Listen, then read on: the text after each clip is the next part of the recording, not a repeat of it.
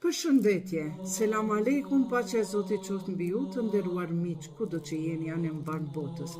Më kanë pyetur në WhatsApp dhe në rrjetet sociale se si bëhet istihare namaz apo istihare me tesbih. Për ata që nuk falin namaz, është mirë që të bëni istihare me tesbih. Pra, istihare i bie se ti kur dëshiron ta fillon një punë, një biznes, një fejes, apo një murat që e ki, një dëshirë tënde që e ki, dhe dëshiron që Zoti ta jep një shenjë se ajo a është mirë për ty apo është keq për ty. Prandaj, sipas kësaj istihares me tesbih, ju do ta vërtetoni çdo dëshirë të juajën a është mirë apo keq, apo shumë mirë apo pak më mirë, etj.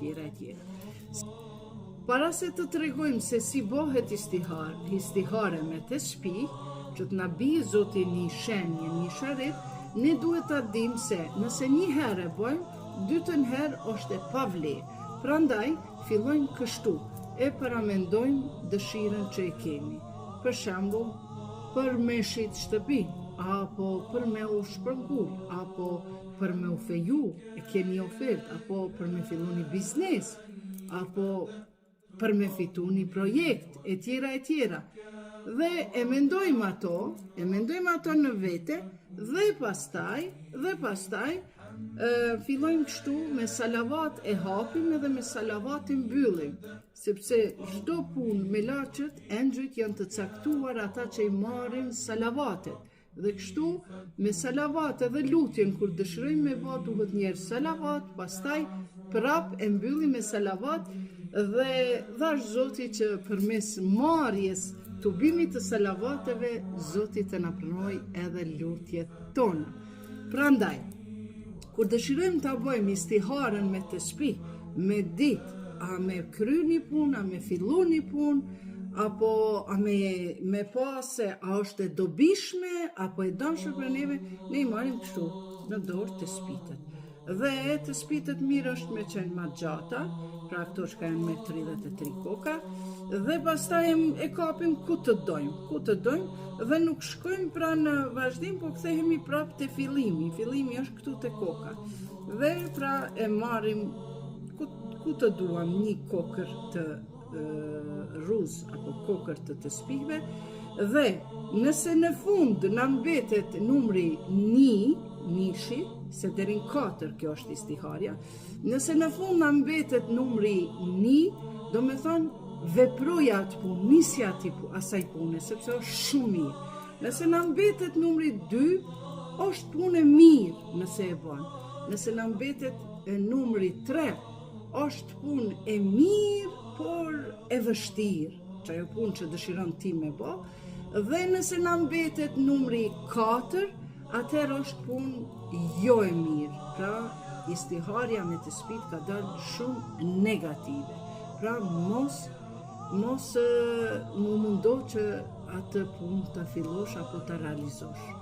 Prandaj kjo istihare bëhet edhe për punë shumë të vogla. Për shembull, dëshiron me udhëtu deri prej Prishtinës në Prizren. Po jenë dyshim, a e ke veturën mirë, a do të kaloj atje mirë në atë vend, e bën tesbitet. Edhe për punë të më vogla, edhe për murade të mëdha, Zoti ta dërgon një shenjë, një isharet themini. Pra, filloj me Allahume salli ala Muhammed ve ali Muhammed, pastaj e kapim ku të duam, që unë e kapa këtu, dhe kthehemi ka fillimi i tesbihve. 1, 2, 3, 4, 1, 2, 3, 4, 1, 2, 3, 4, 1, 2, 3, 4, 1, 2, 3, 4, 1, 2, 3, 4, 1, 2, 3, 4, 1. Shikoni? Për qatë muradin që unë kam dëshirë të më realizohet, e mendova në kokë, e luta Zotin, pra o Zot, ma jep një isharet se çka a është mirë ta filloj këtë punë, ta marrë këtë iniciativë. Pra edhe një herë, prandaj prapë mbyllim me Allahume salli ala Muhammed wa ali Muhammed, që do me thonë, selami qoftë për mbi Muhammedin dhe familjen e Muhammedit. Prandaj të nderuar miq, Këto mësime që po ju tregoj, këto janë nga Ehli Beiti, nga familja e profetit, prandaj gjithmonë i themi atyre salavat. Nëse tentoni 2 herë bëni për të njëjtën gjë, ta dini që e dyta është e rreshme. E dyta nuk tregon asnjë shenjë. Pra, për çdo murat e bëni vetëm një herë istiharën me tesbih.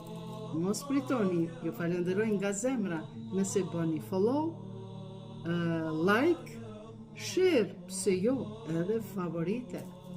Mirupafshim.